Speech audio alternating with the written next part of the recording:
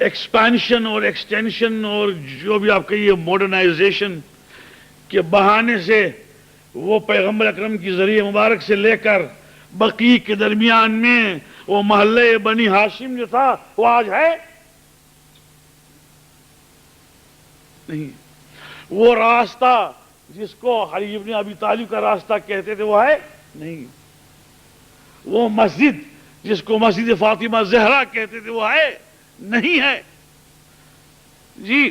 تو یہ تو آثار کو مٹانے کے لیے نکلے ہیں تاکہ کچھ سالوں کے بعد کچھ مجھ جیسے بولنے والے بھی نہیں رہیں گے, کچھ جاننے والے بھی نہیں رہیں گے, کچھ پرانے لوگ بھی مر جائیں گے, کسی کو یہ معلوم نہ ہوگا کہ کیا تھا اور کیا ہو گیا. 63 کی بات ہے جب میں حج کو گیا تو اگرچہ وہ جگہ نہیں تھی مگر پرانا مکان ایک تھا جس پہ لکھا ہوا تھا کہ یہ وہ جگہ ہے جہاں پر ابو ایوب انصاری نے پیغمبر اکرم کی ضیافت کی.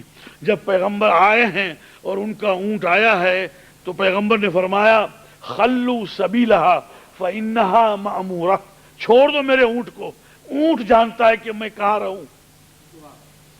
یہ آپ کو تاریخ میں ملے گا کیونکہ لوگ کہتے تھے یا رسول اللہ میرے گھر آئیے میرے گھر آئیے, ہر ایک اپنے اپنے مہمان نوازی کے لیے میزبانی کے لیے آفر کر رہا تھا. پیغمبر فرماتے تھے خلو سبیلہا, اس اونٹنی کے راستے کو چھوڑ دو, فانہا مأمورہ, اس کو حکم ہو گیا ہے کہاں ٹھہرے جی. تو ابو ایوب انصاری کے گھر کے پاس آ کے وہ اونٹنی ٹھہری اور 4 قدم آگے بڑھی. تاریخ کتنی دقیق اور کتنی ڈیٹیل کے ساتھ ہے. 2-4 قدم اونٹنی آگے بڑھی, آگے بڑھ کے پیچھے ہٹی, پیچھے ہٹ کے نتھنیوں کو پھلایا گویا کچھ کوئی چیز سونگ رہی ہو, اس کے بعد بیٹھ گئی.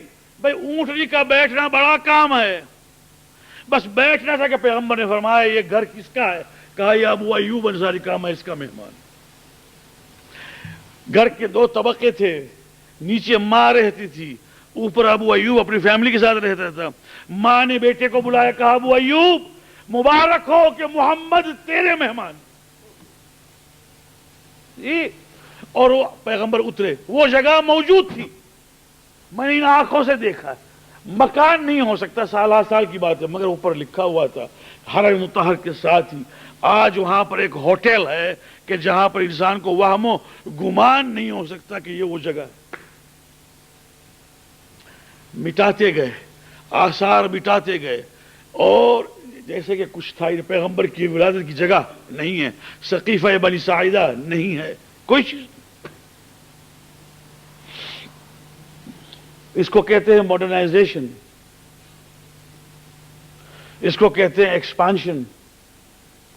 کہ آج جانے والا ایک ٹورسٹ کے طور پہ جاتا ہے, پھر کیا آتا ہے اور بس تعریف کرتا ہے کہ مسجد کے اتنے قبے ہیں, ایسی لائٹنگز ہیں اور یہ ٹائلز ہیں اور وہ ہے. ارے بھائی اس کے واسطے نہیں گئے تھے کچھ اپنی روحانیت کو بدلنے کے لیے. مگر یہ ساری باتیں جو ہوئی ہیں اس کا ایک روٹ ہے. 8th سینچری میں ایک عالم گزرا, اس کا نام ہے ابن تیمیہ, اس نے یہ شروع کیا. مگر میں کہتا ہوں ابن تیمیہ سے بھی پہلے کی بات.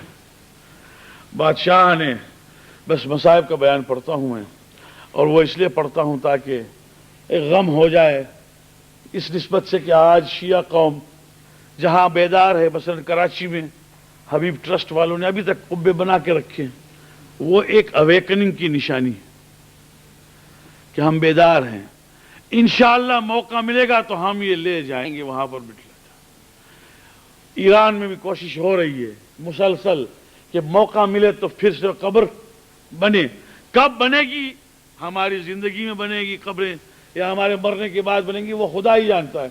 مگر وہ جب تک وہاں پر قبور نہیں ہے ہمارا غم زندہ ہے.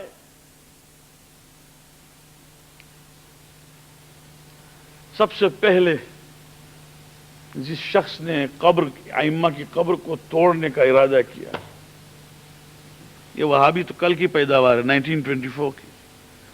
ابن تیمیہ 782 میں مرا ہے. سب سے پہلے بنو عباس کے بادشاہ متوکل نے. بس دوست, جب اس کے ہاں دربار میں ناچنے والے گانے والے جو تھے، عورتیں تھیں مرد تھے، اس کا پروگرام بنا اور وہ عورتیں جو ناچتی تھی رقاصہ کہلاتی تھیں وہ کوئی دکھائی نہیں دی۔ شیخ عباس قمی نے اس کو تتمۃ المنتہا میں لکھا ہے، منتہی الاعمال کی کتاب کے بعد ایک تتمہ ہے۔ تو اس نے بادشاہ متوکل نے پوچھا کہ یہ سب کہاں گئی؟ تو کسی ایک نے کہا کہ تم کو نہیں معلوم، مخصوصی ہے کربلا کی، اور یہ لوگ کربلا گئے ہیں، بھائی کیسے بھی گنہگار ہیں مگر یہ کربلا گئی ہیں سب کے سب، حسین ابن علی کی زیارت کے لیے۔ تو کہا ایسا حسین کا ابھی بھی راج چلتا کہ میں بادشاہ وقت، میرے یہاں یہ پروگرام ہے، اسے چھوڑ چھاڑ کے یہ بدذات عورتیں یہ بھی گئی ہیں کربلا، کیا ہے؟ چنانچہ اس نے حکم دیا کہ اس کو زیارات کو روکا جائے۔ بس پہلے اس نے حکم دیا کہ زیارتوں کو روکا جائے۔ کیسے روکا جائے؟ کوئی قبر مطہر تک نہ پہنچ سکے سوائے کہ پہلے تاوان، پہلے کوئی نہ کوئی پیسہ دے۔ لوگوں کو یہ کوئی ایسی بات تھی نہیں دوستو، پیسہ دیتے تھے اور جاتے تھے۔ وہ کلیکشن ہو رہا تھا، اس نے دیکھا کہ وہ فرق نہیں پڑتا، تو اس نے کہا کہ ایسا ہے تو پھر ایسا کرنا چاہیے کہ ان میں سے ایک جو جائے اس کے ہاتھ کاٹے جائیں۔ تو خدا کی قسم زوار تیار ہوتے تھے، کہتے تھے کہ چلو قافلے میں چلو، میرا ہاتھ کٹ جائے کوئی بات نہیں، تم باقی زیارت کے لیے جاؤ۔ ایک ہاتھ کٹواتا تھا اور دوسرے جاتے تھے۔ اس کے بعد اس نے حکم دیکھا کہ یہ چلتا ہے نہیں، تو ایک مرتبہ اس نے حکم دیا کہ جو بھی جائے گا اب اس کے ہاتھ اور پیر دونوں کاٹے جائیں گے۔ بس دوستو میں نے یہاں پر ختم کیا ہے۔ علماء بیان کرتے ہیں کہ ایسے میں ایک بڑھیا عورت اپنی زندگی بھر کی کمائی لے کر نکلی، اس کو معلوم نہیں تھا کہ یہ نیا لو آیا ہے۔ جب جسر بغداد پر پہنچی، بغداد کا پل تھا، اس پر پہنچی تو حاکم کی طرف سے لوگوں نے ان کو روک لیا، کہا کہاں جاتی ہو؟ اس نے صاف کہہ دیا کہ میں تو جا رہی ہوں کربلا کی طرف حسین ابن علی علیہ السلام کی زیارت کے لیے۔ بس یہ کہنا تھا کہ کہا تمہیں معلوم ہے کہ حکم کیا ہے؟ حکم یہ ہے کہ ہاتھ اور پیر کاٹے جائیں گے۔ چنانچہ ان کے ہاتھ اور پیر جب کاٹے گئے، ایک تو بڑھیا عورت تھی، اور جب وہ ہاتھ پیر کٹے تو باقی کیا رہا؟ تو وہ فرات میں گرنے لگی۔ جب گرنے لگی تو وہیں سے اس نے کہا السلام علیکہ یا ابا عبداللہ، آپ پر میرا آخری سلام ہو۔ میں آ نہ سکی مگر میری نیت آپ جانتے ہیں، اتنا کہنا تھا کہ ایک سبز پوش، ایک سوار سبز پہنے ہوئے سامنے دکھائی دیا۔ اس بڑھیا کو اٹھایا، اٹھا کے اپنی سواری پر لینے کے لیے کہا بڑھیا اٹھ اور میری سواری میں بیٹھ۔ اور وہ کہنے لگی میں کیسے اٹھوں، میرے پیر کٹے جا چکے ہیں۔ کہا نہیں تو اٹھ، میں کہتا ہوں۔ چنانچہ وہ اٹھی اور بیٹھی اور رہسوار کربلا معلیٰ کے دروازے تک پہنچا کر حسین کی بارگاہ میں لے کر کہا بڑھیا تو پہنچ گئی، میرا کام تھا میں نے پورا کیا، اب جا، تیرا بھی سلام مولا کو پہنچا، میرا بھی سلام پہنچا دینا۔ ایک مرتبہ بڑھیا نے پلٹ کے کہا تیرا احسان کیسے بھولوں، ذرا ہاتھ بڑھا دے تو میں بوسہ لے لوں۔ آنے والے نے کہا بڑھیا ہاتھ کی نہ پوچھ، یہ وہ ہاتھ ہیں جو کربلا میں کام آ چکے۔ اللہ لعنت اللہ علی القوم الظالمین۔ وَسَيَعْلَمُ الَّذِينَ ظَلَمُوا أَيَّ مُنقَلَبٍ يَنقَلِبُونَ إِنَّا لِلَّهِ وَإِنَّا إِلَيْهِ رَاجِعُونَ۔